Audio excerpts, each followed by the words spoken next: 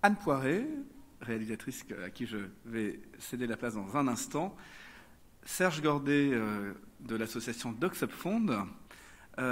Vous dire que la région Normandie, donc dans le cadre du programme Normandie pour la paix, maintenant depuis 5 ou 6 ans, avec Alex Salat, qui est le fondateur de Docs Up Fund, qui ne pouvait pas être là ce soir, et vous, Serge, on a souhaité être partenaire et pouvoir vous accompagner chaque année sur l'un des documentaires que vous proposez, parce que c'est aussi une belle façon de parler des sujets de paix et de guerre, mais surtout de paix. Et c'est pour nous aussi un moyen d'organiser des conférences. On le fait à la fois, on peut le faire dans des lycées. On l'avait fait à Louviers il y a quelque temps sur un documentaire sur l'Égypte. Enfin, ça permet de toucher des publics un petit peu différents de conférences plus traditionnelles. Et merci Anne Poiret de votre présence ce soir, parce que c'est aussi un vrai privilège que ce que vous allez nous raconter ce soir sur le journalisme post-guerre, à travers aussi des extraits et des rushs, je comprends, hein, en images, pour nous parler d'une façon différente de ce sujet. On est dans une région où le journalisme de guerre, on le traite chaque année, et ce sera d'ailleurs le 12 octobre pour la, je pense, 27e édition du prix Bayeux Calvados des correspondants de guerre. Et on voit, parce que le prix Bayeux, c'est pas seulement la soirée de remise des prix, c'est une semaine entière extrêmement populaire, avec une multitude d'expositions, d'échanges, avec des programmes éducatifs dans les classes du prix Bayeux, avec une vraie éducation aussi pour susciter des vocations, parce qu'on a besoin de journalistes de guerre qui... on a vraiment besoin de la liberté de la presse, et ça ne se décrète pas, ça s'entretient. Et voilà, on prend aussi notre part dans cette région à travers de telles initiatives, et on a impatience de vous écouter, donc je ne parlerai pas plus longtemps. Merci.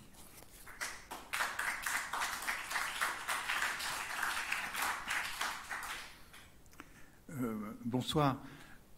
Docs Up Fund est une association qui a été créée pour aider à la production de films documentaires fondés, disons, avant tout sur des droits humains, donc des films engagés, et qui souvent sont produits dans des pays où c'est difficile de produire des films parce qu'il n'y a pas d'industrie, ou parce que c'est difficile pour des raisons d'environnement politique. C'est comme ça qu'avec l'aide de la région et du forum, on a présenté ici, toutes ces dernières années, des films venant, je vais en oublier, mais de Hong Kong, de Syrie, de Bélarus, d'Israël-Palestine, d'Égypte, et demain d'Ukraine, dans la même salle avec des jeunes de lycée. Simplement un mot sur pourquoi c'est important à nos yeux de soutenir des documentaires, et pourquoi est-ce que les documentaires sont importants.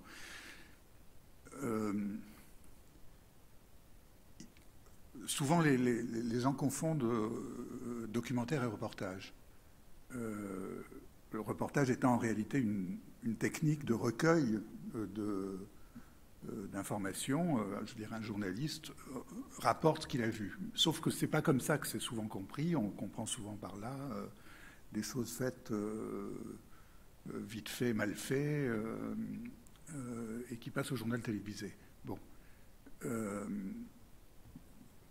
Ce qui à notre sens est important avec le documentaire, c'est évidemment un rapport au réel, avec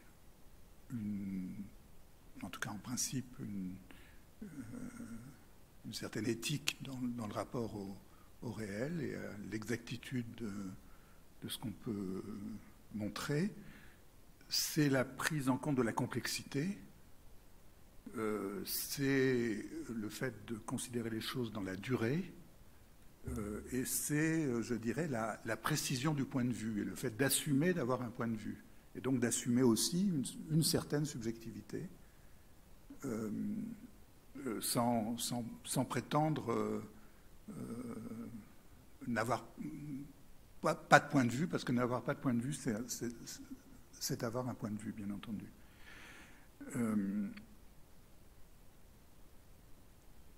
Alors, tout ça, c'est en gros exactement le contraire de ce que les Américains appellent le brouillard de la guerre.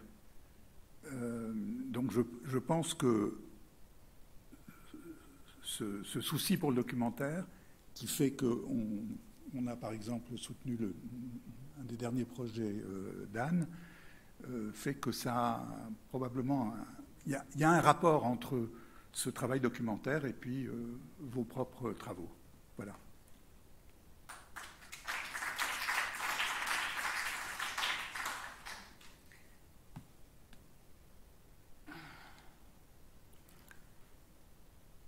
Bonsoir. Donc, je m'appelle Anne Poiré, je suis journaliste et réalisatrice. C'est un immense honneur d'être devant vous ce soir. Je remercie tout chaleureusement pour cette invitation la région de Normandie, Serge Gorget de Doc Hopfern et les équipes de Normandie pour la paix pour cette invitation à parler de ma passion, le journalisme d'après-guerre. Alors, pourquoi le journalisme d'après-guerre? Moi, ça fait 15 ans que je me passionne, non pas pour la guerre, mais pour ce qu'il advient après. Il n'y a rien d'évident à cela. Comme beaucoup de jeunes journalistes, j'ai été fascinée par la figure du grand reporter, du reporter de guerre. J'ai commencé par tourner autour des conflits. J'ai commencé par m'en rapprocher, persuadée que c'était ma vocation. Et puis j'ai eu l'immense honneur de recevoir le prix Albert Long pour une enquête documentaire sur le meurtre des salariés d'Action contre la faim au Sri Lanka en 2006. La cérémonie se passait à Beyrouth. C'était formidable, on était très heureux. Et le lendemain, il y a eu un énorme changement d'ambiance. Nar el-Bared, un camp palestinien, s'est enflammé. Le Fatah al-Islam et l'armée libanaise se sont retrouvés face à face et plusieurs de mes confrères se sont mis en route pour couvrir cet affrontement. Je me suis préparée à m'y rendre moi aussi. J'avais 30 ans et je pensais que j'allais enfin la voir, ma guerre. À cet instant, sans vraiment bien comprendre ce que j'étais en train de faire, la décision que j'étais en train de prendre, j'ai en fait pris la décision la plus importante de ma vie professionnelle. J'ai demandé au taxi de s'arrêter et de rentrer à l'hôtel. Au fond de moi, je venais de comprendre qu'en être de cette manière-là ne me convenait pas, que je trouvais plat et idiot d'y aller sans raison claire, sans une préparation solide, sans pouvoir d'enquête, surtout sans avoir les moyens de mettre du sens sur toute cette violence. Ce jour-là, j'ai su que ce journalisme-là n'était pas le mien, et j'ai décidé de chercher autre chose. Portée par la même adrénaline, j'allais arpenter ces mêmes terrains, mais à ma façon. Ma caméra à moi arriverait après, lorsque les armes se taisent, lorsque les chaînes d'infos plient bagages et laissent la place à cette réalité complexe et difficile à vendre en 1 minute 30. Pour moi, c'est seulement dans ces moments-là, gris et ténus, que la compréhension des enjeux géopolitiques est envisageable.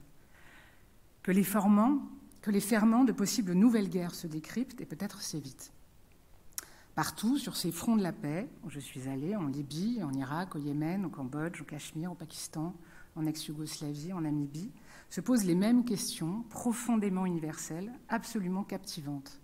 Comment reconstruire? Comment se reconstruire? Comment revivre ensemble?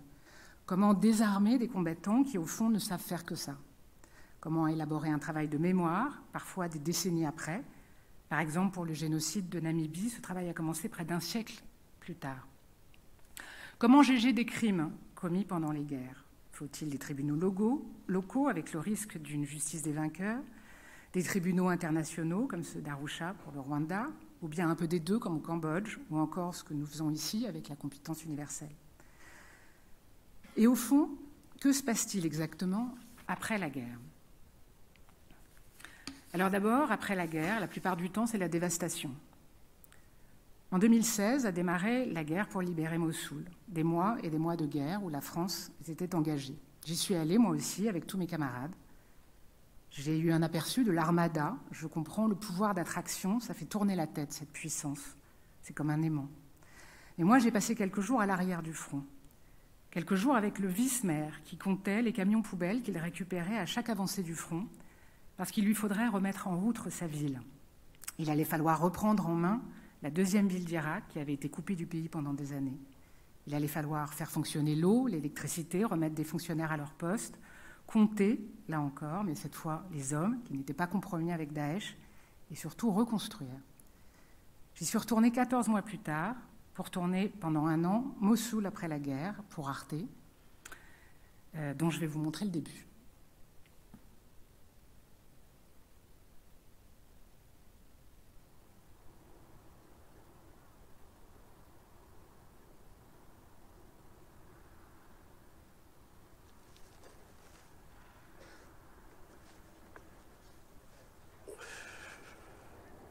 هي بيد اللي سياسيين وبيد اللي العسكريين وبيد الدول بيدها، يعني هو من عيرب صواريخ ما يقول بشر، يعني يقتلوا داعشي، يعني يقتلوا واحد ومدني يقتلوا 100. الجثث هوني مقشرين هوني بالحوش، هذا الحوش وكله نام عليهم.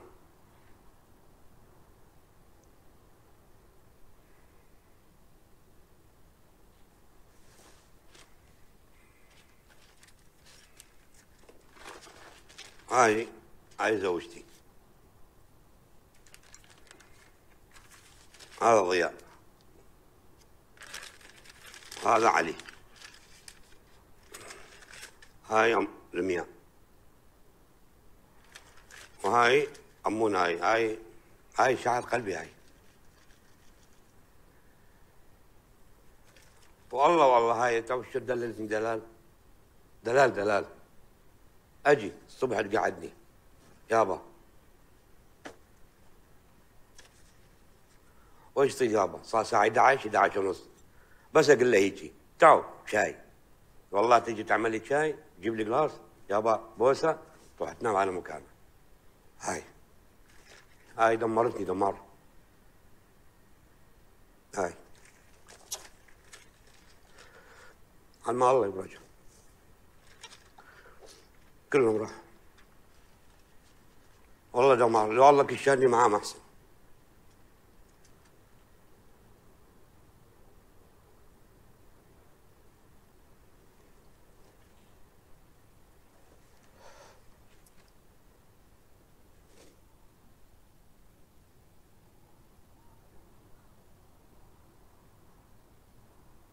يعني وصف عايشين معه بالغابات، والله معه ما اعرف يا دولة. انت العاد احنا ابن من هنا، وينو دولتنا؟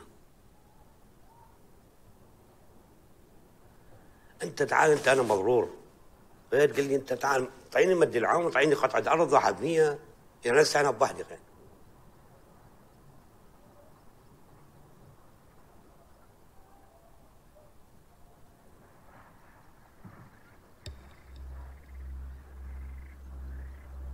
Quartier de Maïdan, à Mossoul, en Irak.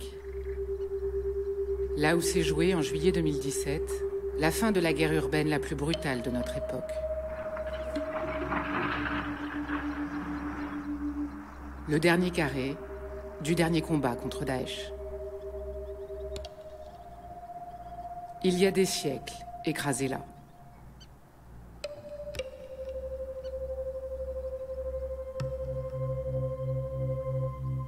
Il y a l'odeur de mort, de la viande pourrie qui tourne chaque heure un peu plus. 8 mois après, les corps de Daesh et les civils emportés avec eux sont toujours là.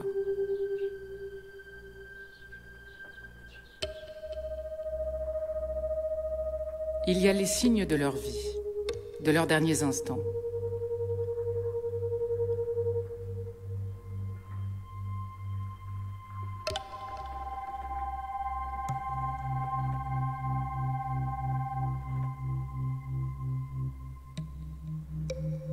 Il y a les restes de notre guerre.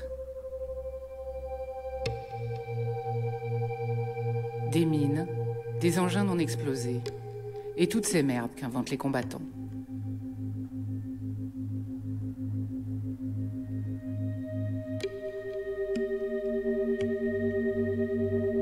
Il y a des pierres de toute taille, de plus en plus petites, jusqu'à la poussière, onctueuse, poudreuse d'homme.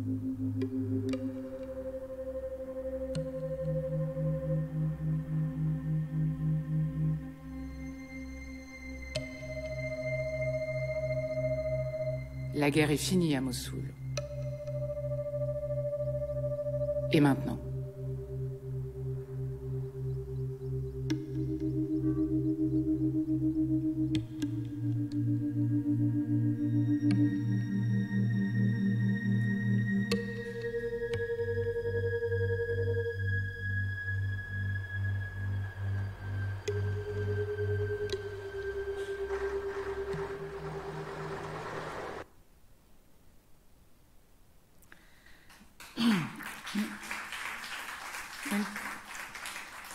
Nulle part ailleurs, pour moi, la sensation physique de la dévastation n'a été aussi intense qu'à Mossoul. C'était maintenant, donc 8 mois plus tard, que le plus intéressant commençait. C'était là que se jouait l'adhésion à moyen terme des populations laissées à ce désastre. Serait-on à la hauteur de leur reconstruction ? Leur pays, l'Irak, le serait-il également ? En 2018, donc, on a fait des allers-retours dans la ville, suivi les efforts d'un ancien chirurgien qui tentait de coordonner cette aide, à qui s'opposait un gouverneur parfaitement cynique. On a retrouvé des habitants qui avaient tout perdu, qui étaient d'une résilience et d'une dignité exemplaires, et qui faisaient tout seuls. Après l'euphorie de la victoire, l'union pour vaincre Daesh avait volé en éclats. Évidemment, les milices chiites soutenues par l'Iran n'avaient pas les mêmes agendas que les sunnites ou les Kurdes. Tous les démons du pouvoir irakien sont revenus, et notamment la corruption. En face, la volonté internationale a été bien légère, prétextant cette corruption justement et les richesses du pays, car oui, il y a beaucoup de pétrole en Irak. L'Europe et les États-Unis ont très peu contribué à la reconstruction, et c'est une tragédie. L'après-guerre, c'est parfois la construction d'un État. Un État qui se construit la plupart du temps avec l'aide plus ou moins heureuse de l'ONU. Quand on s'intéresse aux après-guerres, naturellement, on en vient à s'intéresser à l'ONU, car c'est là que se pensent les après-guerres. C'est au sein de l'institution que s'implémentent les notions de peacekeeping, de peace building, bien sûr, mais mieux encore les notions de state building, et encore plus dur, de nation building. En 2011, allait s'inventer une nation tout entière, suite à un traité de paix très mal ficelé. Cette notion, c'était le Soudan du Sud. Pendant 1 an, je me suis rendue sur place pour suivre la numéro 2 de l'ONU, Lise Grandet, et en parallèle Riek Machar, le vice-président. Après la guerre civile avec le Nord, il fallait tout créer pour cet État qui n'avait le jour de sa création que 50 km de route. Je vais vous montrer les premières minutes.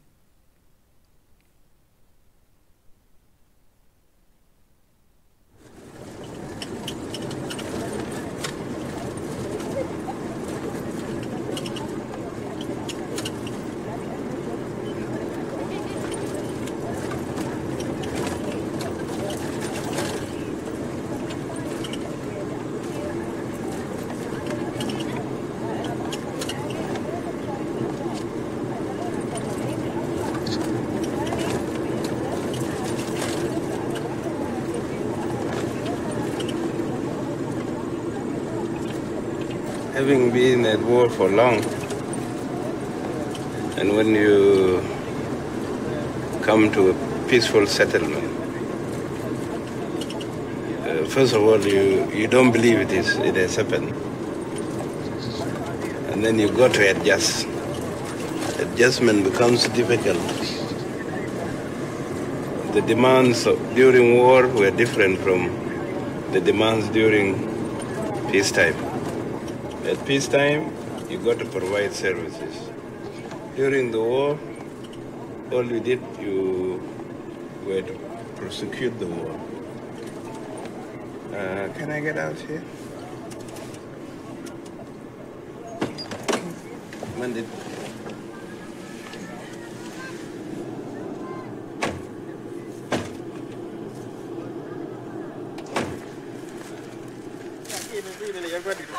They didn't... chắc là kịp phần chứ. Ở đây đó một tí đi là chắc là kịp cho cốt cả đôi qua. Cả đôi qua. Đến đây em mai cha đã quan mà quanh cuộc chia của Burjami. Cha về đây tình thế cái niềm rồi mới joy nhàn. Lát gió còn điều kia bên quý xem mà rôn bỏ cái junub kê liu. Junub cha về đây tình thế cái niềm rồi mới joy nhàn. Burma ya bala yana galam tu good mo pa tewa. Into One of our key stories this evening is a new state is born, starting midnight tonight. So now this is our time, our freedom. So we have to enjoy. Yes, you see, we have to enjoy our freedom.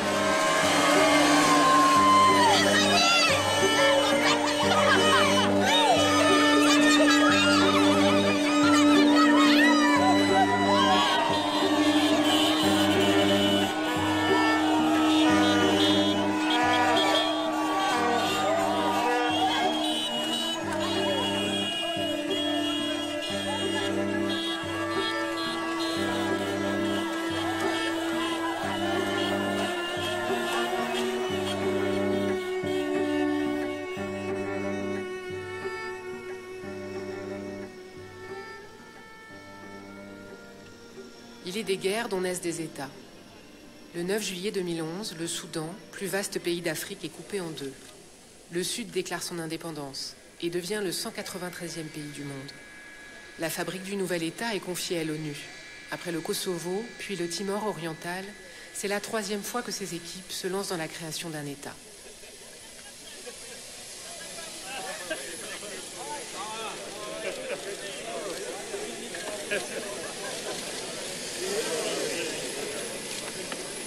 Secretary General. I'm the humanitarian coordinator. How are you? Nice to see you. Nice to you. I hope you're well. Was it okay? Yeah, very good. Congratulations on your marriage. She's beautiful. Yeah, he's arriving left now, so I put Mugabe in him. Soudan du Sud, année 0. L'une des seules routes du pays commence à l'aéroport.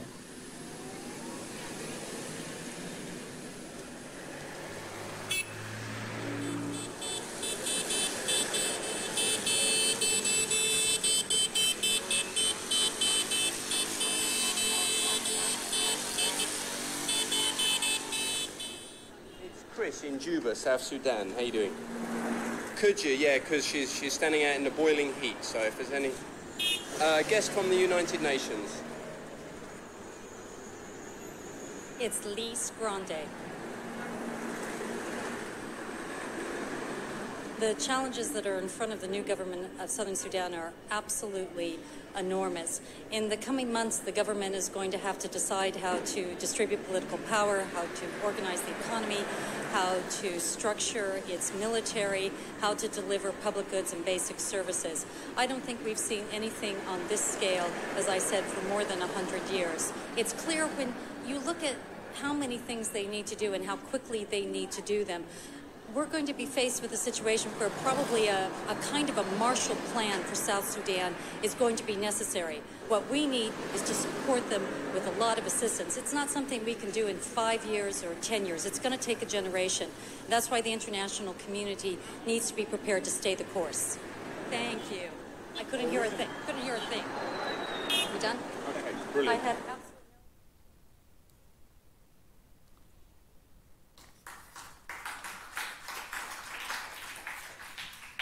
La suite s'est révélée tragique puisque cet homme, Riek Machar, que vous avez vu au début, bien incapable de fournir des services à son peuple, a repris les armes quelques années plus tard. Le Soudan du Sud, c'est un échec sanglant. Pour le documentaire, pendant 1 an, on a fait des allers-retours pour filmer des workshops.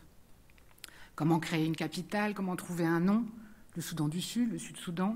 Un hymne national, il l'avait, mais un système de paiement pour les fonctionnaires et un registre d'impôts.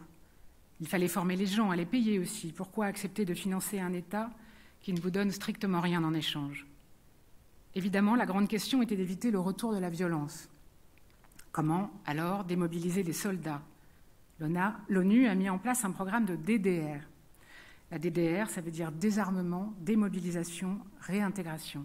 Un programme qui a coûté des millions et, in fine, qui s'est résumé à récupérer de vieux fusils hors d'usage et distribuer des brouettes à des hommes et des femmes qui s'engageaient à devenir paysans.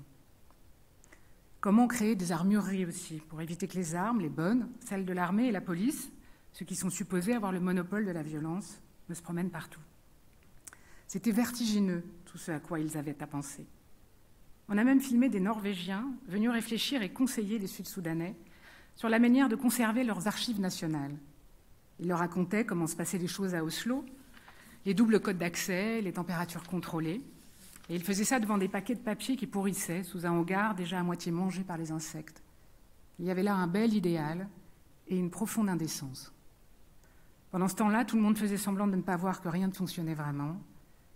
Et le plus triste, quand la violence a vraiment repris, c'est que quand les mouvements des réfugiés immenses qui s'est créé, l'ONU a dû rouvrir des camps de réfugiés dans l'Éthiopie voisine. Des gens que les décennies de conflits avec le Nord n'avaient pas fait partir, s'y sont précipités et pour la première fois de leur vie, ont passé ces frontières pour fuir leur tout nouveau pays. L'ONU m'a passionnée. J'ai fait 2 autres films sur cette organisation polymorphe, sur le négociateur de l'ONU pour la Syrie, Staffan de Mistura, que j'ai suivi avec un accès inédit pendant les 6 mois qui ont précédé la chute d'Alet-Est, et un autre, Bienvenue au Réfugistan, consacré au HCR, justement l'agence qui gère les réfugiés et les déplacés, mais qui, au lieu d'être une agence de protection, gère bien malgré elle l'encampement de millions de personnes. Je vais vous montrer le début de Bienvenue au Réfugistan, qui est également un film pour Arte.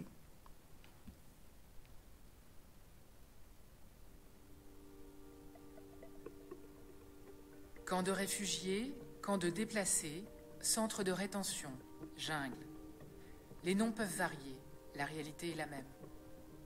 Le camp est en train de devenir un élément majeur de la société mondiale. Un lieu de vie ambigu pour près de 17 millions de personnes. Potentiellement le 60e pays le plus peuplé du monde.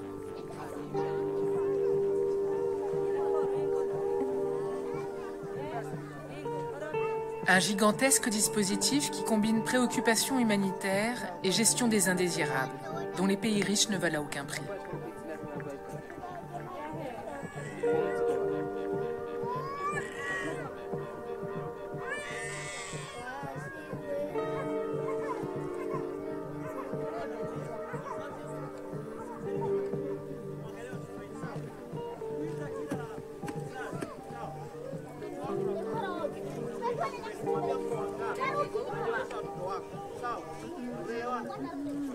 Imaginez, vous venez de quitter tout ce que vous connaissiez.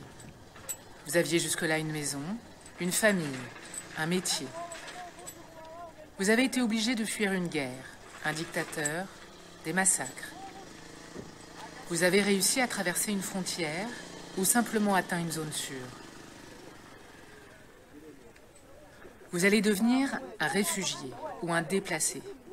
Et votre vie va bientôt se dérouler dans un camp, dans le pays des camps. Vous pourriez par exemple être Nyugusenga Assoumani. Il a 23 ans, il est burundais, il vient d'arriver en Tanzanie.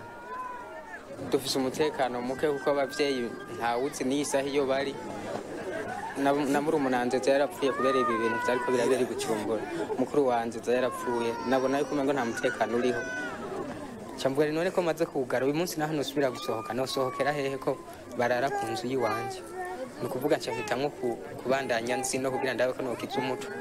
But does he know that you will go to a camp? Kariko urabizi ko baza kugutora mu nkambi. Bantura mu nkambi. Jewe aho bonshira hariho hose jewe nobona ko ndose amahoro noshima.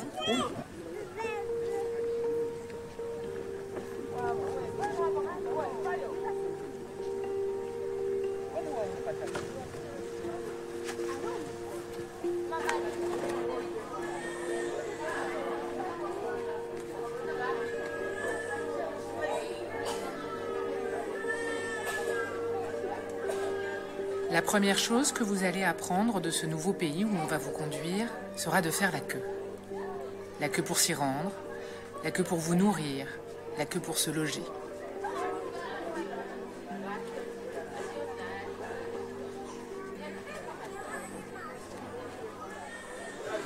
We're just trying to Lisbon them to make sure we're making a simple registration, the first registration to take them to, so that we make sure they go all to the camp.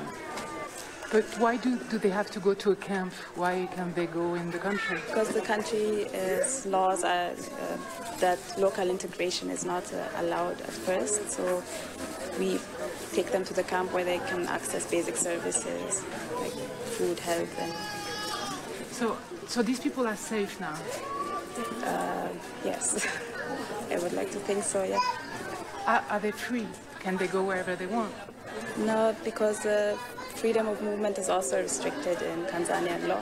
So, for now they have to stay in a refugee camp. Miaka ya mtoto ni mingapi? Ana miezi 11. 11. Sawa.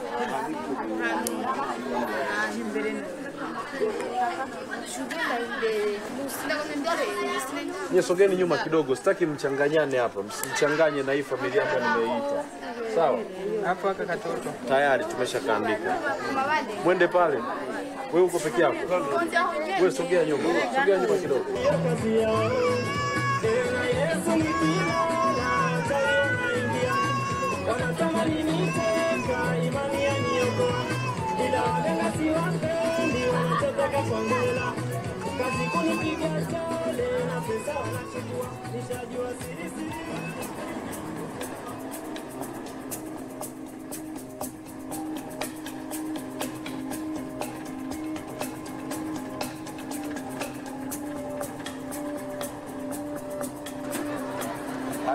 Karibuni. Karibu.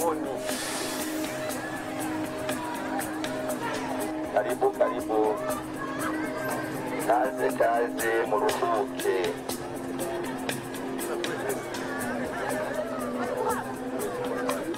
Vous voilà arrivés au pays des camps. Rarement présents sur les cartes, les camps ont parfois la taille des principales villes des pays qui les accueillent. Ce camp-là s'appelle Nyarugusu. 130 000 personnes vivent déjà ici.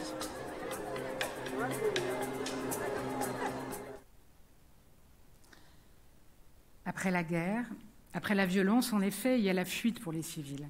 Souvent une fuite sans retour qui les coince pendant des années dans ces camps. La moyenne, quand j'ai tourné ce film, était de 17 ans. 17 ans à vivre de manière provisoire, dans un lieu provisoire. Le post-conflit est devenu une industrie et un marché de travail presque comme un autre. Ces humanitaires, ces démineurs, ces fonctionnaires de l'ONU, jamais personne ne les critique. Personne ne leur demande des comptes. Il faut dire que ce n'est pas très confortable à faire. Ces trois films montrent le grand écart avec les bonnes intentions et la réalité, entre les bonnes intentions et la réalité, mais surtout ils racontent le délitement progressif du multilatéralisme, la fin d'un monde aussi, où comptait le multilatéralisme, les droits de l'homme, la toute-puissance du bien, des good guys des ONG et de l'ONU. L'après-guerre, ce sont aussi les fantômes, les ni vivants ni morts. Chaque conflit produit des disparus. Soldats engloutis dans l'enfer de combat à Mariupol, Medellín ou Mossoul, hommes emmenés à l'aube et jamais revenus, civils happés par des massacres de masse. Ces disparus hantent les après-guerres, empêchent parfois toute réconciliation. Il serait déjà plus de 37 000 en Ukraine. Ils sont 120 000 en Colombie, 100 000 en Syrie, 45 000 au Guatemala, 17 000 au Liban, plus de 250 000 en Irak. Pour trouver la paix, faire le deuil, des milliers de familles ont besoin de savoir ce qui est arrivé à leurs proches.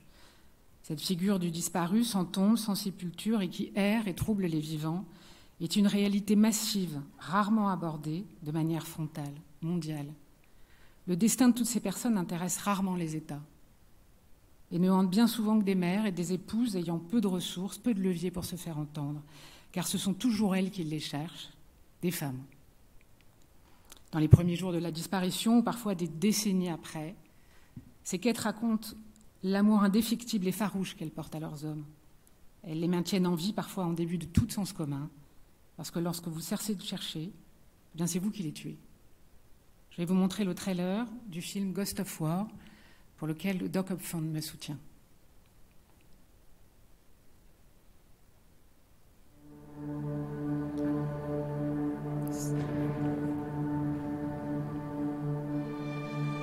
Майже 2 місяці, взагалі практично не спала. Ну, вони мені сказали, що чоловік безвісті зниклий. І кожного дня думати, живий чи мертвий. No se sabe, no hay ninguna comunicación después de la llamada. Entonces, desde ahí es que él se desaparece, ya él se pierde y no se sabe absolutamente nada más. هسه ابني الصغير ما يعرف انه هو ابوه مسجون، يقول بابا متحرر ببغداد عايشته.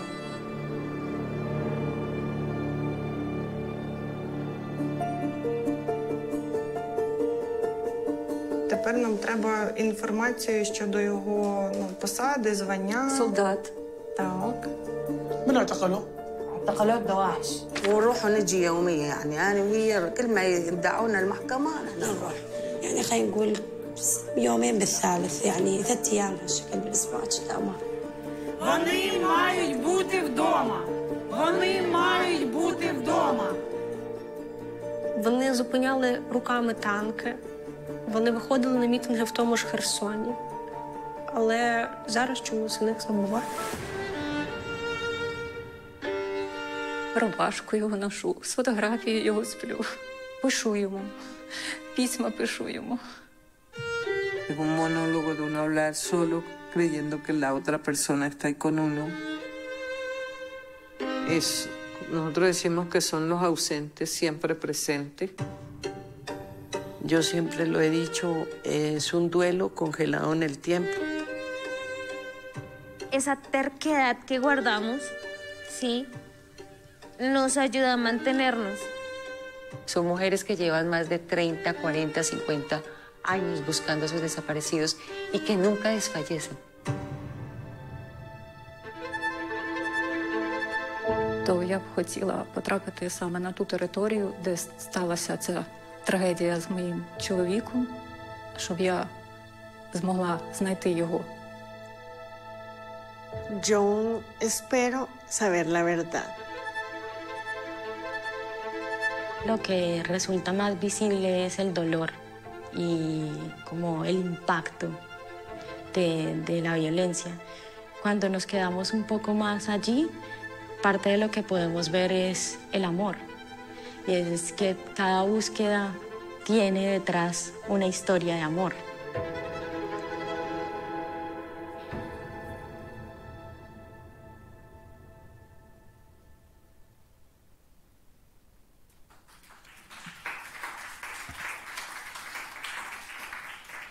Alors finalement, en quoi ça nous concerne, ces après-guerres ?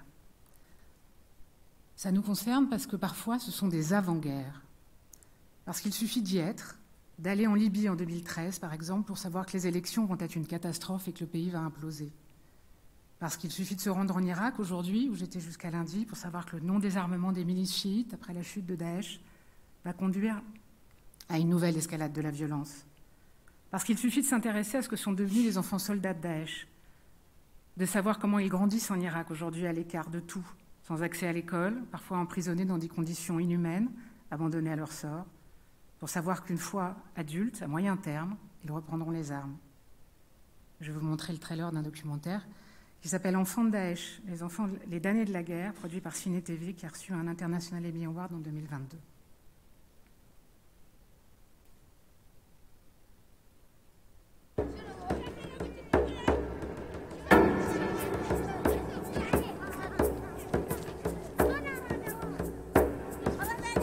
فهذا جيل كامل راح كل خيمة بيها طفل طفلين. المدينة عم بيها الموصل، المحافظات الأخرى، أنا نحكي لك وضع عام حتى في سوريا. أعداد هائلة.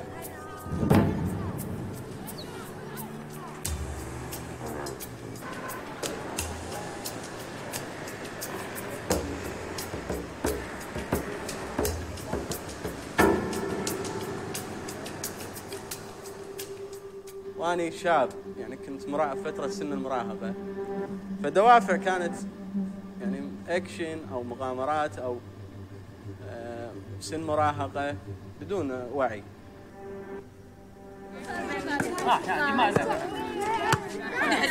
لما ديسا تقريبا دوان سلم خوان فيسي كسبوا بفجرين من هاي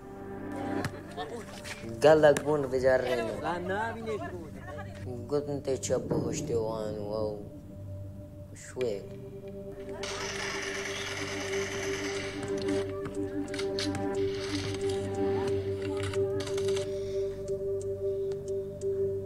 قصف كثير ومدافع يعني كلها يعني حاسة تموت يعني ما اتوقع يعني وظلنا يعني كثير ناس ماتت نسوان وهاي يعني قريب بصفها اول مرة اني اشوف يعني ناس تموت قدامي. باقية بالمخيم الهون باقية بإذن الله دولة الإسلام باقية تحت الدولة الإسلامية وبإذن الله أضل تابع الدولة الإسلامية وين ما تروح لو إلى أفريقيا تروح أروح وياه. ما أقدر أخذ الثار يعني أنا يعني مثل شخص مستضعف أتمنى يعني الشهادة في سبيل الله هذا أتمنى أنا. يعني هذا الطفل لا يقرأ ولا يكتب في 2020 جريمة هاي تكون بأبسط الأمور يقنعونه يعني يقول له أنت خذ ثار أبوك خذ ثار أخوك أنت شنو مباشرة راح تكون دوافع على الأطفال إنهم ينشئون أو ينتمون للتنظيم راح تكون حدث أقوى من اللي صار أقوى من هذا الموضوع.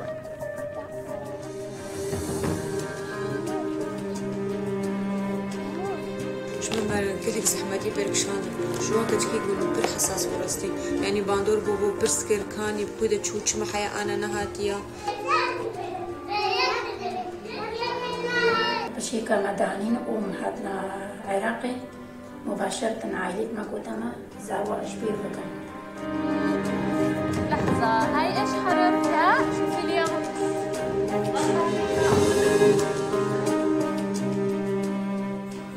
شو هدفك اللي انت تبيع كل شيء؟ هدفك انه شغل هنا.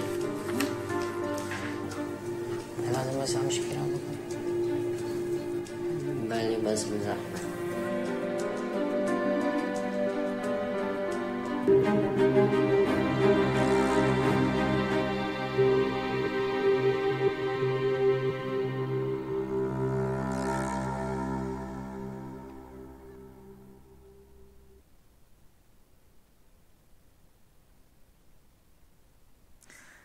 L'après, c'est donc se demander si la guerre va reprendre.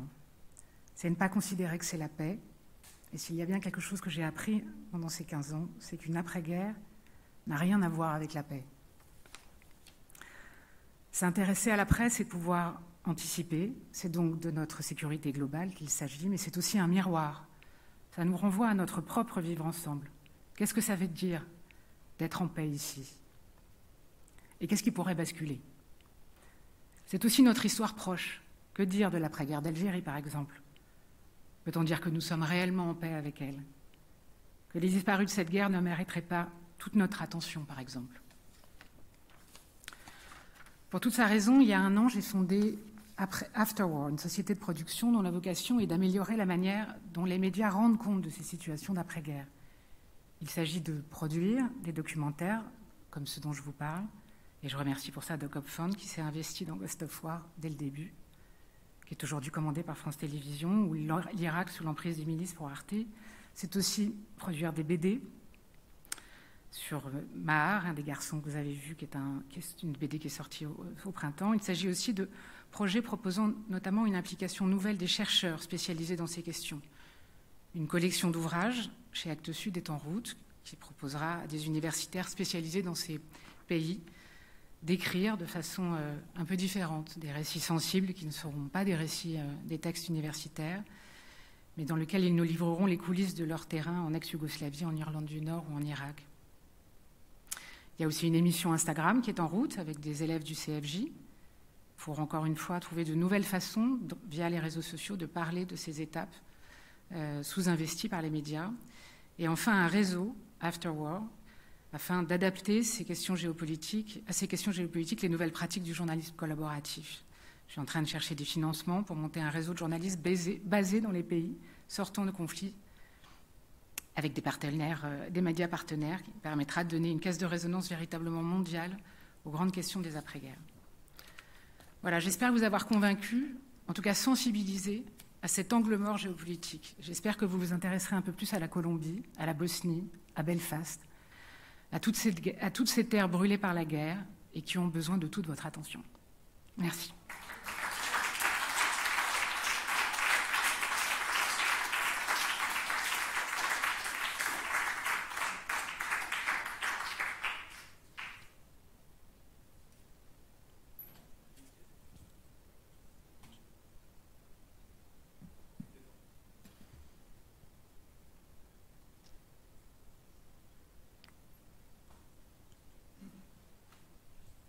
Merci beaucoup. Moi, je vais réagir essentiellement sur la partie irakienne, puisque je reviens d'Irak où j'ai travaillé pendant 2 ans. Et donc, voilà, toute cette réalité me parle évidemment beaucoup fait résonance avec ce que j'ai vu, ce que j'ai observé. Et effectivement, enfin, je confirme que les séquelles, enfin, du traumatisme de la guerre sont encore très très visibles au quotidien. Qu'effectivement, il y a plus d'1,5 million de déplacés dans le pays, qu'effectivement, il y a ce rassemblement de tous les soutiens de Daesh qui sont regroupés dans un certain nombre de camps et qui ne peuvent pas être replacés parce que les populations locales aussi n'en veulent pas. Parce que il n'y a pas une adhésion évidemment à cette idéologie en Irak, et donc ça crée évidemment des problèmes extrêmement complexes. C'est aussi un pays effectivement qui est traversé par la domination des milices chiites, effectivement, qui échappent à tout contrôle de l'État, qui sont sous influence iranienne. Et donc c'est vrai que c'est un pays qui est encore complètement éclaté. En réalité, ce n'est même pas un État, au sens où il n'y a pas un appareil vraiment d'État qui a vraiment tous les leviers de la puissance publique. Et donc on est bien loin d'un État et d'une nation. C'est un pays qui est extrêmement fragmenté, avec des fractures confessionnelles, une population chrétienne qui est en train de disparaître complètement, silencieusement. Et donc, effectivement, enfin, je confirme votre vision de ce que l'Irak est aujourd'hui un pays extrêmement éclaté, fragmenté, et où, effectivement, le quotidien de beaucoup d'Irakiens est quand même un quotidien de souffrance. Et ce qui est très surprenant, quand on revient aussi à Paris, comme moi, c'est qu'en fait, c'est une réalité qui est absolument méconnue, que personne n'imagine. On a encore les images dans l'Irak où on a l'impression qu'il y a encore la guerre, que l'État islamique ou que la coalition est encore en train de mener la guerre, alors qu'en fait cette guerre est à la fois derrière nous, et en même temps c'est un peu une guerre du quotidien aujourd'hui pour beaucoup d'Irakiens qui prend une forme finalement un peu invisible. C'est une guerre invisible. C'est peut-être ça qui est aussi le plus déroutant, c'est qu'elle n'a pas de réalité. Toutes ces souffrances, en fait, elles ne s'incarnent pas. Elles ne sont pas connues, elles ne sortent pas des frontières de l'Irak, et donc du coup c'est un peu un drame silencieux en fait, d'une certaine manière, qui affecte quand même un pays de 50 millions d'habitants, qui a une place absolument centrale aussi dans la région. Et donc au-delà de l'Irak, le drame que vivent les Irakiens, en fait il y a le risque que cela comporte aussi. C'est un risque en réalité régional et pas uniquement purement irakien. Et donc voilà, enfin, en tout cas c'est un bel hommage, et et vos images, je trouve, enfin moi me touchent parce que contribuent à rendre visible ce qui finalement est complètement invisible et complètement méconnu et inconnu, en tout cas en France, mais bien au-delà. Et en fait c'est une souffrance qui reste vraiment cantonnée à l'Irak, et finalement je pense que pour beaucoup d'Irakiens, en fait il y a beaucoup de désespoir chez les Irakiens, parce que ce quotidien-là, en fait, ils ne voient pas comment en sortir. Ils ne se tournent plus vers l'État parce qu'ils savent que l'État n'est pas en capacité de les aider. Il y a beaucoup de corruption, il y a beaucoup de... Voilà, il n'y a pas d'appareil d'État bien constitué. Les milices sont dans des logiques mafieuses, confessionnelles et sous influence étrangère. Donc voilà, il n'y a pas beaucoup d'espoir, et ce désespoir, effectivement, à un moment donné, on a tous les fervents pour que peut-être de la violence renaisse dans les prochaines années. Et c'est vrai que c'est quand même assez inquiétant. C'est vrai que c'est très, très inquiétant pour l'avenir du pays et de la région. Merci en tout cas. Merci. Juste pour prolonger ce qui vient d'être dit, est-ce que dans tous les endroits où vous êtes allés, il y a quand même eu de temps en temps une lueur d'espoir ? Oui, bien sûr. En Irak, c'est à la fois tragique et en même temps, ils n'ont jamais été en paix comme ils le sont aujourd'hui. Il n'y a pas d'attentats, il y a très peu d'enlèvements. Quelque part, c'est très paradoxal leur situation aujourd'hui, parce qu'il y a quand même une vie qui a repris, qu'ils n'ont pas connue pratiquement depuis les débuts des années 80. Donc voilà. Et le documentaire sur les disparus, il porte des retrouvailles en germe, ils portent de l'espoir. Ces femmes sont en quête d'informations, de vérité, parfois juste d'un corps, mais de savoir ce qui s'est passé. Et parfois, en Colombie, il y a tout un travail absolument incroyable, complètement pas raconté aujourd'hui, ici en France, sur les institutions qui ont été mises en place par le traité de paix, qui est imparfait. Donc le pays... Quand vous allez là-bas, d'ailleurs, vous discutez avec le CICR, ils disent « mais vous êtes trompé de pays, c'est pas du tout un pays d'après-guerre ». Il y a 7 conflits actifs aujourd'hui en Colombie. Donc oui, certes, c'est vrai, mais la majorité des gens dans les grandes villes, à Medellín, à Colombie, ils vivent en paix. Et les institutions qui ont été créées permettent notamment une institution pour retrouver les corps, de chaque jour apporter des réponses. Donc il y a 120 000 corps, hein, donc c'est colossal, ils n'y arriveront pas évidemment, mais il y a quand même chaque jour, tout le temps, des choses qui se passent, des procès qui ont lieu, des gens qui parlent, des corps qui sont retrouvés. Et ça apporte véritablement un soin, quelque chose qui se calme. Moi, j'ai pu assister et filmer une opération de récupération de corps avec le CICR, et la jeune femme qui cherchait son père depuis 20 ans, qui a récupéré la dépouille de son père. Donc ça se termine pas bien, mais en même temps, pour elle, ça clôt un chapitre qui n'avait pas... Enfin, c'est-à-dire qu'enfin, elle a enfin pu pleurer, parce qu'elle n'avait pas pu pleurer depuis 19 ans. Et ça, c'est assez magique à voir, parce que c'est quand même... c'est des toutes petites choses, mais c'est comme ça qu'une forme de vie reprend. Bonsoir, Christine Holzbauer, je suis journaliste comme vous et j'ai été dans l'ex-Yougoslavie comme vous sur des terrains après les conflits. J'ai pas fait la guerre à Sarajevo, mais j'ai accueilli des réfugiés serbes qu'on avait envoyés en Belgrade alors que ça faisait 100 ans qu'ils vivaient dans le sud de la Croatie. Et je les ai raccompagnés chez eux, dans leur village dévasté, et j'ai eu comme vous énormément d'émotions en voyant leurs émotions et en imaginant tout ce qu'ils avaient pu traverser. C'est un exemple, vous avez eu une expérience extraordinaire et merci de redonner un visage humain à ces gens blessés par la guerre ou tués par la guerre ou abîmés par la guerre. Et j'étais particulièrement sensible aux femmes, celles qui pendant 30 ans, 20 ans, 30 ans, 40 ans attendent que leur homme revienne. C'est très poignant. Mais je voudrais quand même maintenant passer à l'échelle supérieure, c'est-à-dire la géopolitique. Vous avez soulevé des questions qui sont fondamentales. Nous sommes en ce moment dans l'Assemblée générale des Nations Unies où on doit discuter de l'avenir des Nations Unies et notamment éventuellement des sièges pour l'Afrique que je couvre, moi, le continent africain, qui est un continent de réfugiés. Alors, le côté positif que vous ne montrez pas du tout, et vous avez raison d'ailleurs, mais c'est que quand même en Afrique, la plupart des personnes déplacées et réfugiées sont accueillies dans les villages et sont prises en charge par les populations. Alors ça, évidemment, personne n'en parle. Bon, mais une grande partie de ces personnes, il y a évidemment des camps énormes, notamment à la frontière entre le Tchad et le Soudan où je suis allée, bien sûr, où il y a des milliers de gens qui sont là depuis des années, qui ont dévasté tout l'environnement autour, ils ont coupé les arbres. Et dans le nord, les camps du nord du Tchad, eh ben, vous avez sur un rayon de 150 km plus un arbre, c'est très impressionnant quand vous arrivez par le ciel, parce qu'il faut bien que ces gens vivent, hein, voilà. Mais en même temps, il y a aussi cette réalité qui est que énormément de personnes déplacées, de réfugiés, vivent sur la population qui leur ouvre les portes, jusqu'à ce que ce soit plus possible. Il y a ça, peut-être ça, c'est peut-être le côté positif.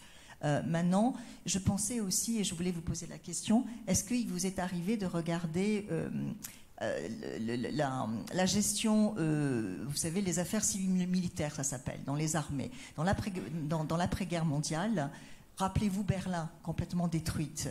En Allemagne, les villes ont été reconstruites par les femmes. On les appelle les Trümmelfrauen, ça veut dire les femmes qui ramassent les gravats et qui, de ces gravats, ont fait ce béton qui a mal vieilli, qui est affreux. Par exemple, Stuttgart est devenue une ville horrible à cause de ça, mais ça a été reconstruit par ces femmes.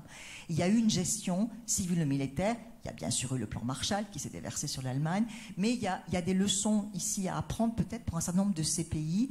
Et je me demande pourquoi, et j'imagine vous qui avez suivi l'ONU, on ne s'est pas posé cette question parce qu'on confie l'après-guerre aux États, aux nations, qui souvent n'en sont pas, qu'il faut reconstruire, mais en même temps, à la limite, s'il y a quelqu'un qu'on devrait former, ce sont les armées, les militaires. Il y a toute cette dimension de civilo-militaire qui doit faire la reconstruction, qui n'existe pas dans les zones que vous avez visitées. Et ça, vraiment, ça m'interpelle. Alors moi, j'ai suivi les actions civilo-militaires de l'armée française en 2003, en Côte d'Ivoire. Et je vous avoue que ça m'a laissé un tout petit peu, un peu ambivalente, parce qu'en réalité, donc ils apportaient effectivement un petit peu d'aide pour reconstruire des petites maisons par-ci par-là, mais surtout, je me suis rendu compte que la personne que je filmais était un agent de la direction de la DRM en réalité. Donc bon, ça pose une petite question, quoi. Voilà, c'est ma expérience avec les actions civiles ou militaires. Non, évidemment, mais j'ai pas été très impressionnée par ce qu'ils faisaient. Voilà. Après, c'était la Côte d'Ivoire, c'était à cette époque-là. Je connais que ça. Bonjour, Tanguy Moulin-Fournier. Merci pour tous les films que vous avez montrer, je vais aller les regarder, je ne sais pas où est-ce qu'on peut y accéder, mais j'irai les regarder. Et deux questions tout à fait différentes et sans lien. La première, le dernier film là, sur les enfants de Daesh, il est assez terrifiant. Comment est-ce qu'on fait pour... Là, c'est une question journalistique. Comment est-ce qu'on fait pour filmer ça, trouver la bonne distance sans être complètement soit dévasté, soit trop dans le pathos. Enfin, comment ça doit être extrêmement difficile. Et deuxième question, vous avez bien montré que la période d'après-guerre, elle peut durer très longtemps. Est-ce que vous avez vu des endroits où un après-guerre était complètement résolu, ou alors est-ce qu'il faut se dire, c'est comme la chute de l'Empire romain, 1000 ans plus tard, on a toujours des séquelles?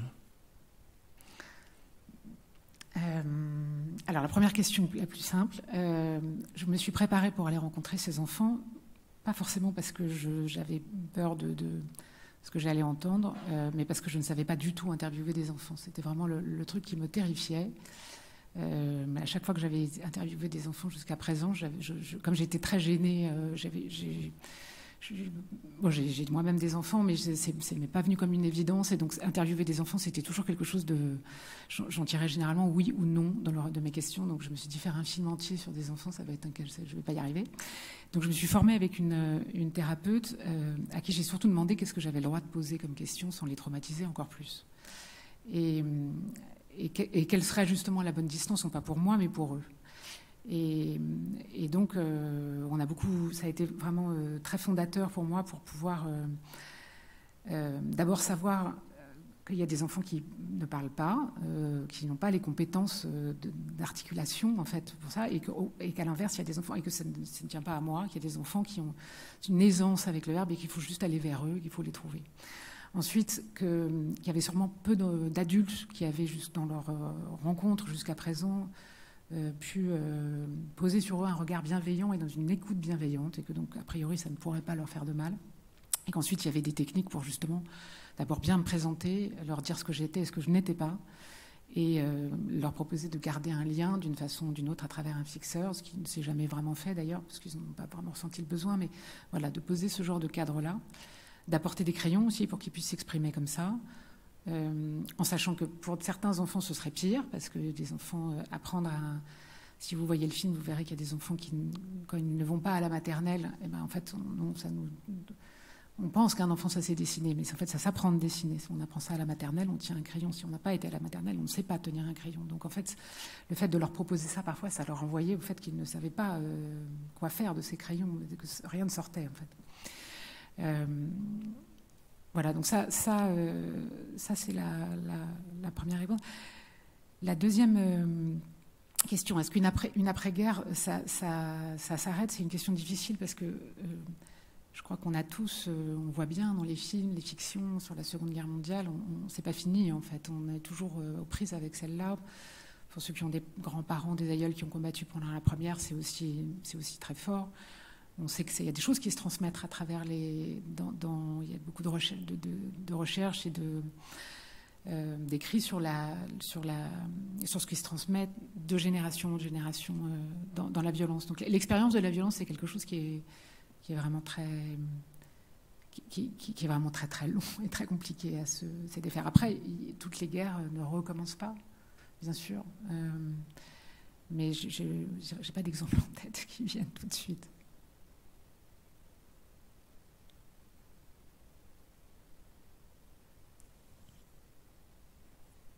Merci beaucoup Anne, j'étais déjà amoureux de tes reportages et documentaires, donc là je le suis encore plus. Dans ton projet là, d'impliquer les jeunes générations pour prendre à cœur ce travail de mémoire, comment il se présente à toi ou à vous, je ne sais pas qui travaille dessus, mais est-ce que c'est des personnes qui sont impliquées directement dans les conflits? Est-ce que c'est des journalistes locaux qui sortent d'école et qui se disent tiens, il y a un sujet chez moi qui me passionne, j'y vais? À quel niveau ils sont impliqués et comment est-ce que tu arrives déjà à les agréger?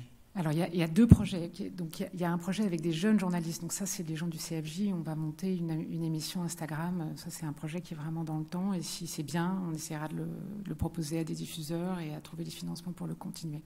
Après, il y a ce projet de réseau de journalistes pour lequel je cherche donc des financements. Donc, pour l'instant, c'est à l'état de projet. Il y a une coordinatrice. Et moi, j'ai repéré beaucoup de journalistes dans un certain nombre de pays et des médias partenaires qui seraient impliqués. L'idée, c'est de commander des sujets à des journalistes. Donc, le premier est de les mettre en résonance avec moi, ce que je vais pouvoir produire, parce que je vais produire des images dans les films sur les disparus, ou donc sur le film sur les milices irakiennes, sur comment est-ce qu'on désarme les combattants, parce que c'est vraiment un des problèmes les plus compliqués d'une après-guerre. C'est qu'est-ce qu'on fait de ces gens qui ne savent que se battre.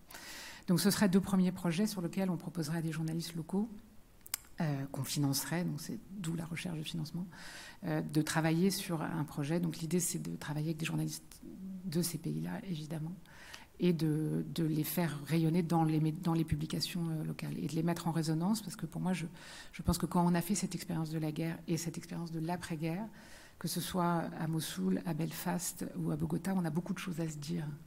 Voilà.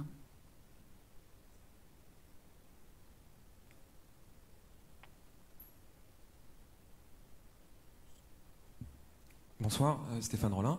J'avais 2 questions. J'aurais aimé savoir, en fait, parce que là, vous me présentez un peu l'envers du décor. On dit effectivement la guerre est finie et tout va bien, et finalement tout ne va pas si bien. J'imagine que vous devez avoir certaines difficultés pour réaliser un certain nombre de documentaires comme ceux que vous nous avez présentés vis-à-vis des autorités en place, qui aussi peut-être ont besoin de messages positifs et pas forcément de voir cette réalité.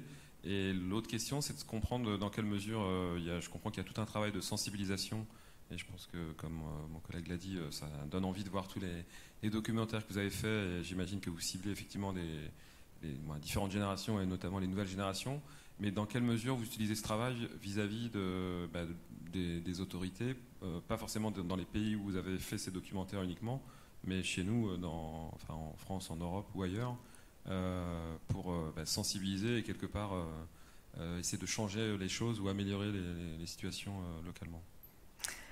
Alors, ça dépend vraiment des pays. En fait, il y a des pays où on n'a pas accès, il y a des pays où effectivement il faut pas exactement dire ce qu'on est en train de faire. L'Irak, c'est pas le pays le plus compliqué.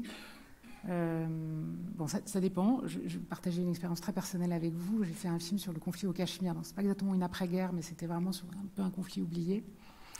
J'ai réalisé ce film il y a 9 ans. On a tourné au Pakistan, donc avec des visas qui ont été obtenus de haute lutte pour la partie pakistanaise, et avec un visa touriste pour la partie indienne, parce qu'on ne va pas en Inde, au Cachemire, même il y a 9 ans, avec ce projet-là.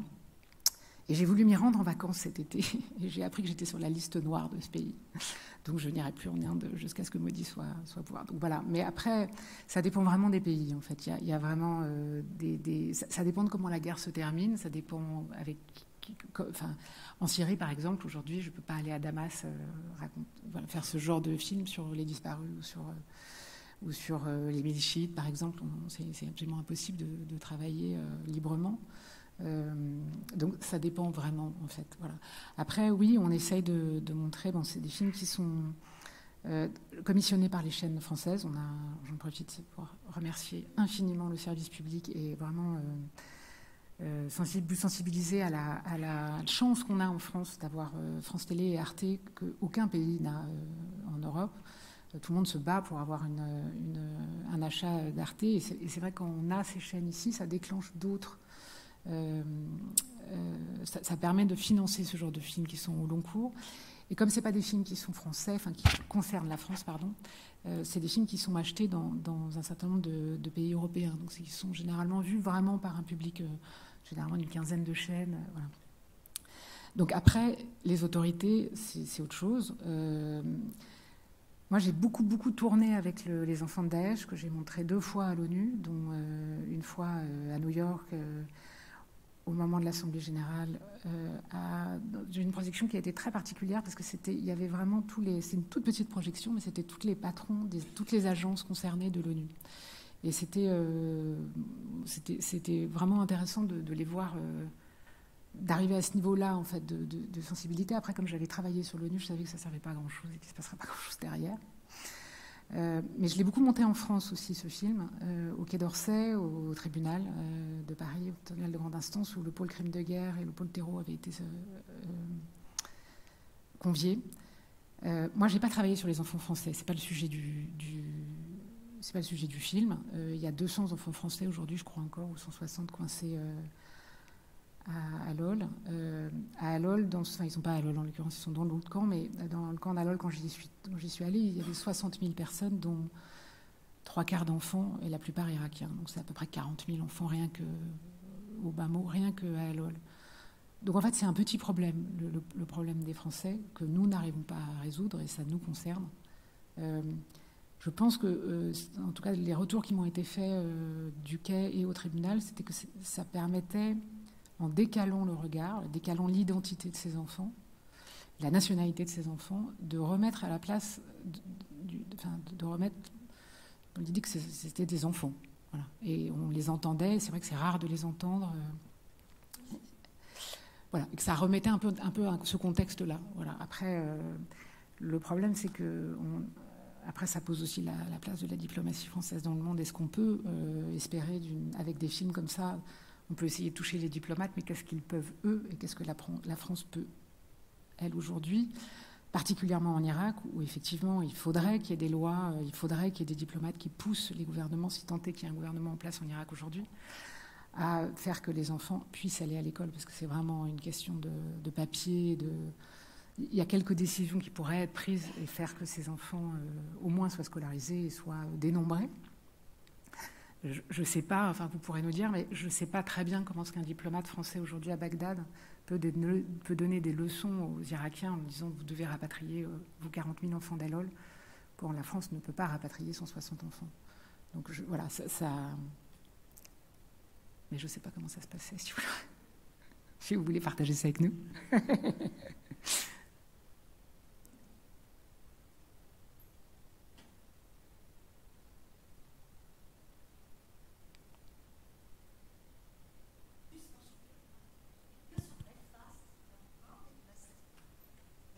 Christine Alzauer à nouveau. Belfast, vous dites que parmi les pays, alors vous avez dit la Colombie, l'Irak évidemment, là, mais Belfast est encore détruit et avec tout. Non, mais il y a encore des murs, il y a encore des disparus. Il y a très peu de disparus en Irlande, mais c'est vraiment quelque chose. C'est les pires en fait, les disparus d'Irlande du Nord. C'est vraiment les cas les plus dégueulasses où personne ne veut prendre. Et c'est quelque chose qui pourrit encore les relations entre les communautés. Donc il y a encore plein de choses qui ne sont pas du tout réglées. Sur place. Mais je ne vais pas en parler parce que je n'y suis jamais allée, donc je ne vais pas vous... À Belfast, les murs qui séparent les quartiers, ça s'appelle les murs de la paix. Encore aujourd'hui.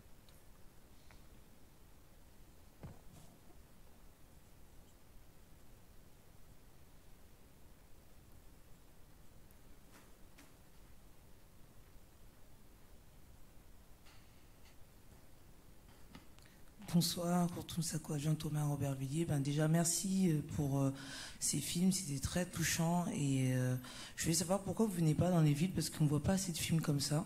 Et je pense que ça mériterait vraiment que les jeunes les voient au plus près au quotidien. Et vous avez dit le regard décalé. Effectivement, le sujet, en tout cas pour nous, ne va pas générer de l'action, mais en tout cas, ça pourra conscientiser toute une génération. Et pour le film qui touche les enfants de Daesh, il y a tout le volet endoctrinement qui malheureusement existe aussi dans nos quartiers. Et je pense que ça peut faire aussi office de support de sensibilisation sans vraiment parler de l'endoctrinement local qui traite souvent des sujets Gaza, Palestine, je pense que vous savez, et peut aussi nous permettre de travailler sur ces sujets-là. Merci. Merci.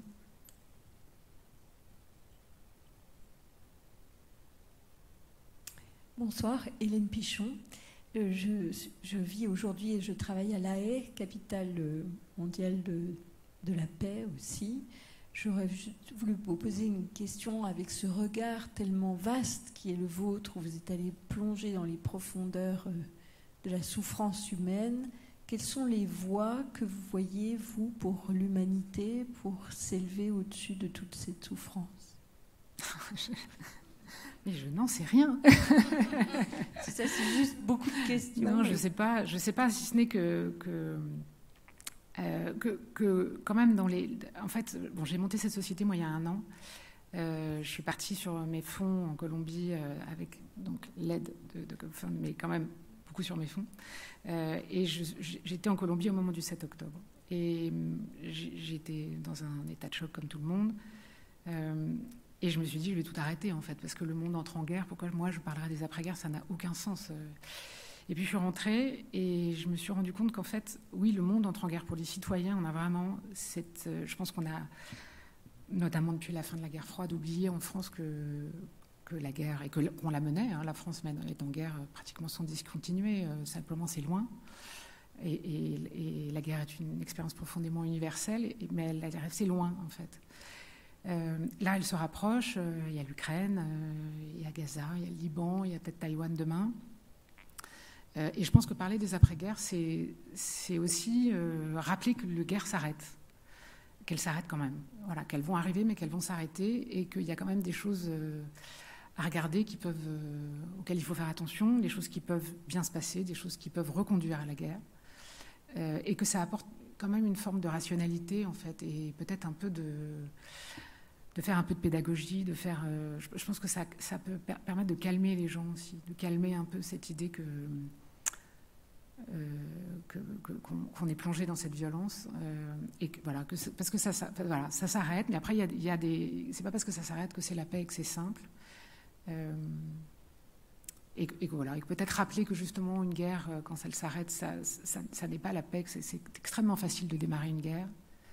C'est vraiment facile. Tous les gens qui vous racontent, que vous rencontrez dans les après-guerres, ils vous racontent tout ce qu'ils n'ont pas vu venir, qu'ils n'ont pas compris, c'est parti comme ça, et puis voilà, ça a démarré en Ukraine, ils vous disent tout ça, hein, à l'Est. Donc voilà, c'est très fragile, la paix, ça vient très vite, et après ça ne s'arrête pas. Et après ça dure, comme on disait, des générations. Donc peut-être c'est ça aussi la sensibilisation à faire, de chérir ce qu'on a aujourd'hui ici, et qui est pas stabilisé, qui n'est pas indu.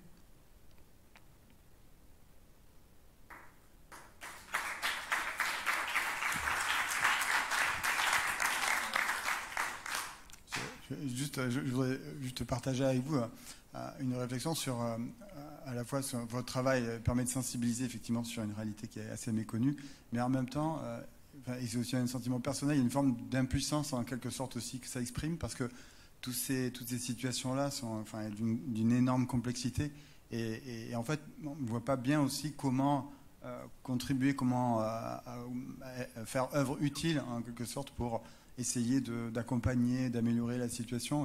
Sur le cas de l'Irak, c'est pas une question de moyens. Enfin, on aurait des moyens sans limite qu'on ne saurait pas forcément comment s'y prendre.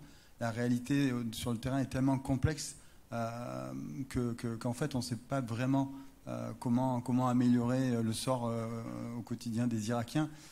Et par ailleurs, l'Irak est un pays très riche, et aujourd'hui, les bailleurs sont en train plutôt de se retirer, alors même qu'effectivement, il y a beaucoup de besoins, mais l'Irak est un pays riche, et en réalité, il ne suffit pas d'amener des moyens, quand bien même on les aurait. Parfois, il ne faut surtout rien faire, voilà. Surtout quand on est... Mais donc du coup, on ne peut pas non plus se contenter de dire c'est très compliqué et donc nous ne faisons rien. Mais voilà, juste pour partager avec vous cette réflexion que ça pose, la question de comment agir, comment intervenir, comment accompagner, c'est extrêmement compliqué, et que c'est surtout pas qu'une question de moyens. Voilà, parce que ces réalités sont tellement complexes sur le terrain que on ne sait pas vraiment, on n'arrive parfois même pas à comprendre comment ces sociétés fonctionnent. Comment ces fractures doivent être appréhendées. Et donc il faut aussi regarder ça avec beaucoup d'humilité quand il s'agit de se poser la question de voilà, qu'est-ce qu'on peut faire ou comment on peut agir. Et donc il y a aussi beaucoup d'humilité à avoir par rapport à toutes ces souffrances qu'il faut observer et qu'il faut mettre sur le devant de la scène, mais en même temps qu'on a du mal à... qui nous laisse un peu désemparés aussi en même temps. Et c'est très très frustrant parce qu'on voit toute cette souffrance et on sait... Je ne sais pas trop non plus comment y faire face. Juste, ce qui est, je pense, très, très fort et très puissant, et au fond aussi, c'est une façon d'agir, même si on se sent tous collectivement impuissants. Ce que vous faites, simplement de donner la parole à ces gens, de les montrer, de les laisser s'exprimer, en fait, c'est hyper important pour au moins deux raisons. La première, c'est que après tout conflit ou toute catastrophe, il se passe deux choses. La première, c'est que, avec la meilleure volonté du monde, l'aide, surtout quand elle est massive, quand elle est humanitaire, ça condamne deux fois les gens, quelque part. Ça les condamne parce que tout d'un coup, on les voit dans une position où ils ne peuvent dépendre que de l'aide des autres. Et ça les condamne aussi parce que c'est un statut dans lequel on peut aussi s'éterniser. Et quand on s'éternise dans le rôle de la victime, on n'est plus acteur de sa vie. Ça, c'est la première chose. Et la deuxième, qui est généralement concomitante, c'est que c'est des situations qui sont récurrentes. Il va y avoir des moments où ça va aller mieux, ça va se calmer, etc. Et en fait, ce qui condamne, à mon avis, durablement ces nations et qui est une espèce de piège dans lequel les gens se trouvent, c'est que très très vite, et ça aide tout le monde, on se dit, en fait, il y a une espèce de quasi-malédiction. Et quand on enclenche cette vision, de toute façon, on ne peut rien faire, parce qu'il n'y a rien à faire. Et puis parce que moi j'ai vécu en Haïti un certain temps, et pendant et après le séisme, et c'est la chose qui me rendait le plus fou, quand j'entendais les gens me dire, de toute façon, il y a une malédiction. Alors aujourd'hui, les gens vous disent, bah oui, j'avais raison, regarde, aujourd'hui, c'est encore pire que... Mais en fait, je pense que s'il y a une chose, moi, que je retiens de votre travail, c'est vraiment que ça permet d'accéder à des gens qui redeviennent un peu acteurs d'eux-mêmes. Et ça, je pense que c'est essentiel. Les humanitaires en sont très conscients aujourd'hui, parce qu'on a vu aussi comment, avec les meilleures intentions du monde, on pouvait faire les choses les plus négatives. Mais enfin voilà, en tout cas, je pense que vous n'êtes pas impuissant dans ce que vous faites, puisque vous donnez au moins ça à voir et que ça contribue à, je pense, à restaurer un peu la bonne vision. Merci. Écoutez, oui. Je vais laisser des liens, parce qu'il y a des choses qui sont en ligne et puis des choses qui sont plus en ligne, parce que c'est des questions de droit. Donc en fait, les chaînes les ont pendant donc si ça vous intéresse, je donnerai des liens avec les codes. Un grand merci. Alors, merci je sais en plus que vous vous envolez demain pour les États-Unis, pour la cérémonie des Emmy Awards demain soir à Los Angeles. Non, à New York. Mais j'aurais beaucoup aimé être avec vous pendant ces deux prochaines journées, et je suis navrée, j'espère que l'année prochaine je pourrai participer. En tout cas, c'était passionnant et vous éveillez nos consciences. Et donc, merci pour ça. Je crois qu'on peut vous applaudir très très fort. Et on vous réinvitera à Normandie pour la paix, parce que voilà, je pense que c'est très important pour transmettre, pour nous aider à comprendre des choses qui sont souvent invisibles, et vous mettez des images et des mots très touchants et très importants. Merci. Merci.